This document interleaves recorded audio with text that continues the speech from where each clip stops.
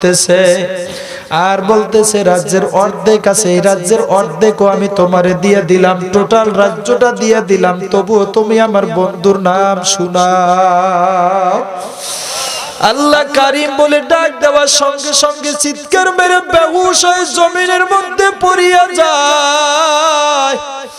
দীর্ঘ সময় পরে জ্ঞান ফিরলে আবার জরা ধরে বলে, আগন্তুক বাবারে, আমার বন্ধুর নাম তুমি আর একবার একটু শুনে দেবা নাকি? আগন্তুক ডাক দিয়া বলে, আমি যদি একবার না বহুবার শোনাতে পারি, যদি শুনাই তুমি আমারে কি দিবা? যুবক বাবা, গল্প বলার জন্য আসি নাই, বুঝাইবার জন্য আসি। কেমন ইমানদার ছিল, কেমন ইমান কবুল করেছে।